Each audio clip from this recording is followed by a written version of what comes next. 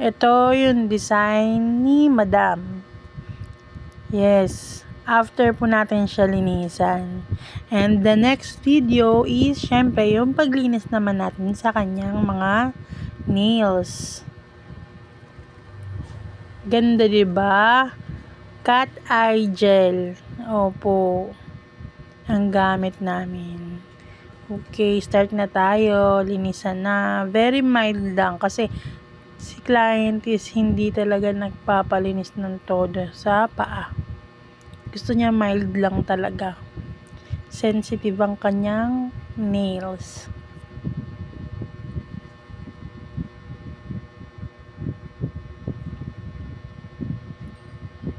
Unting babad lang gusto niya. Ayaw na sobra-sobra.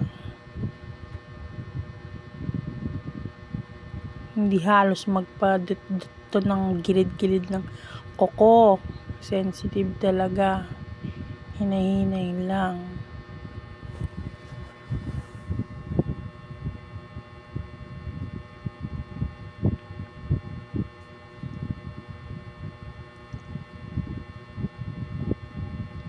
Importante makuha yung mga dry skin, dumi. Yan.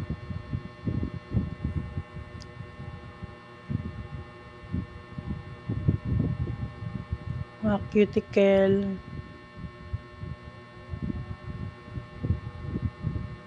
Basta malinis tingnan.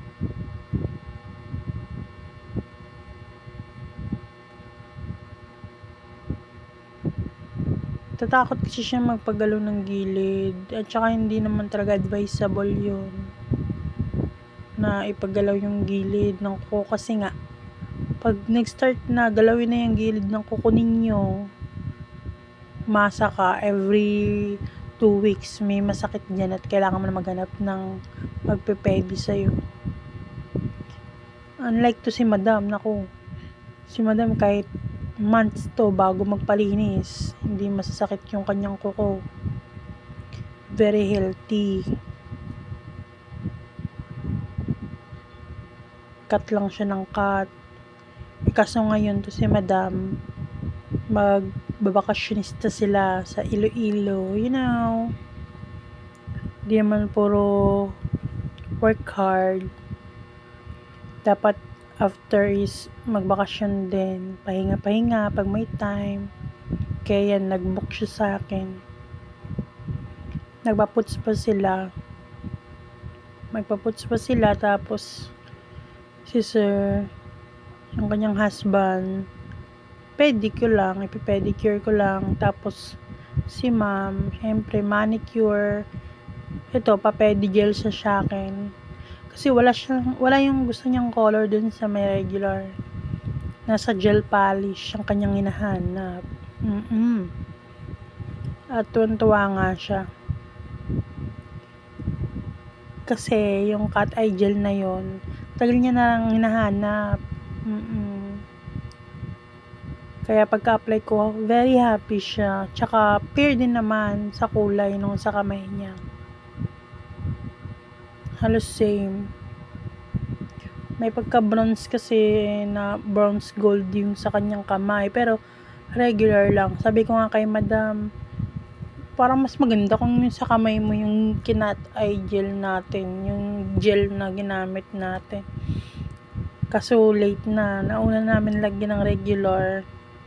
Okay na daw. Next time na lang. Sabi ko, sige. Ganda naman eh. Sabi ko, thank you Madam sa pag-book sa akin kasi medyo matumal this last week. Ganyan talaga ang buhay. Hindi araw-araw Pasko. Pero umasa kayo guys. Pag Pasko, hindi mo talaga kung malaman kung saan ko hagilapin. Kailangan mag-message ka. Ganun ka foolish kid. Pag December halos yung ikukot-kot mo sa sarili mong kuko, ipapahinga mo na lang talaga. As in yung kuko ko, kung ano yung ganda ng kuko ng mga client, siya namang buray-buray na yung ang kuko ko. Hindi ko talaga magawa yung kuko ko. Umabot na ng the next year bago pa siya nagawa.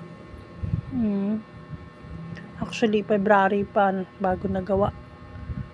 Kasi yun na yung medyo tumal na. Yan, February 14, magpa-promo ka na nun. Pag February. Kasi yung mga client, syempre mga magdi-date, you know. Ngayon, March, may promo naman din uli kami.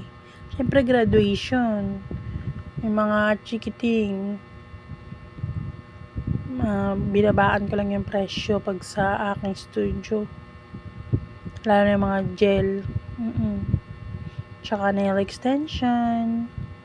Para ma-avail nila. Although yung iba may pang-avail naman talaga. Syempre, may iba naman na nagtitipid din naman kahit paano, diba? Paano kung dalawa sila ng kanyang mudra or father gawang mag-attend ng graduation or recognition, diba?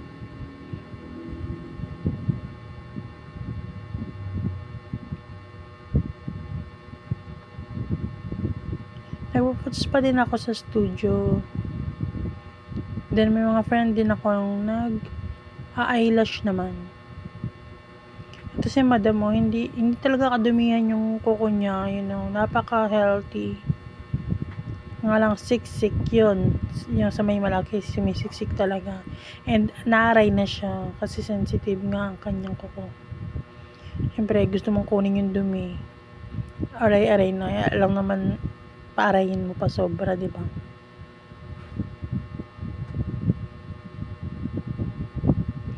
Lalo na si husband niya. Mas sensitive yung kuko. Diba? Very healthy man.